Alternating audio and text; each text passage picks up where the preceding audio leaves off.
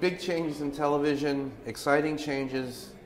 There's a lot of conversation here at this conference about the opportunities and, of course, the roadblocks. So when you look at how television has changed from a buying standpoint, what are some of the things that you're excited about, and what are some of the things that frustrate you?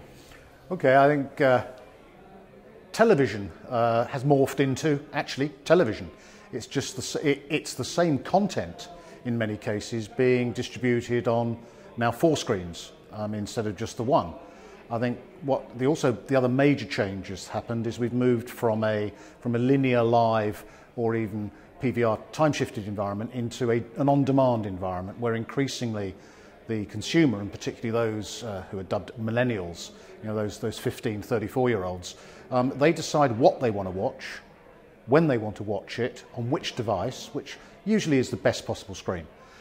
Within that has come a tremendous growth in overall viewing, and if you look at the actual published measurement figures, we're still seeing averages of just under 4 hours per day in terms of television.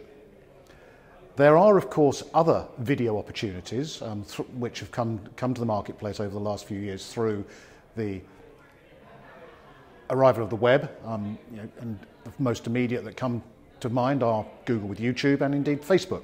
And what we're now seeing is a convergence, I see, between platforms, between screens, for the same viewing within the consumer. So for us, it's no longer television, it's audio-visual.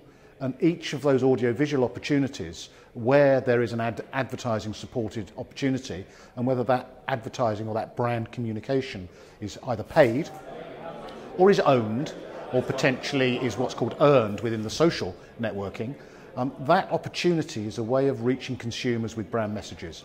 The other side of it, and really one of the things that for me has been very, very, very interesting within the digital part of the business, is the performance advertising, where the biddable trade is based on a cost per acquisition or cost per value of the product, rather than the old traditional brand building. Not to say that brand building is not important, it is absolutely vital, and our major clients do invest a lot of money in that brand equity environment.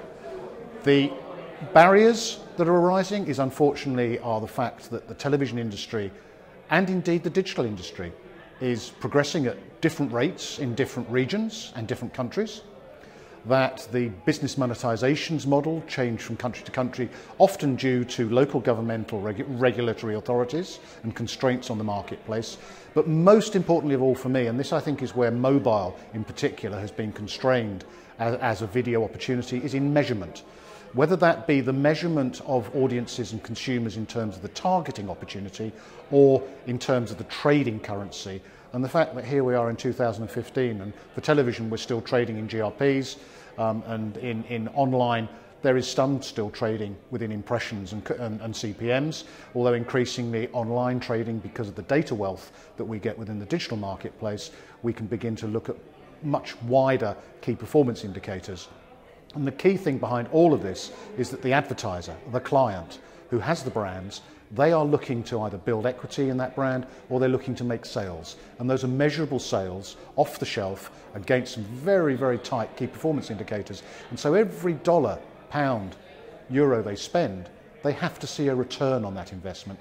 And at the moment, I think in many cases, our industry is not delivering the targeting and measurement solutions and the integrated solutions that should be provided to clients who want to look at a holistic approach to their consumer contacts that the industry deserves. So what's the roadmap for that to happen? Well, there are many people far wiser and a much higher pay scale than I'm on who will make those sort of decisions. But for me, the roadmap, it needs to be a coming together of the industry to get out of some of these silos that we have, to actually look at best practice where it's been achieved, and also to recognise that the industry is not equal around the world. I mean, for example, 30% of the world's advertising spend is in the US. The US is a key marketplace. In Europe, the UK, Germany, France, Italy and Spain, EU5, are key markets. In Asia Pacific, China and India are crucial.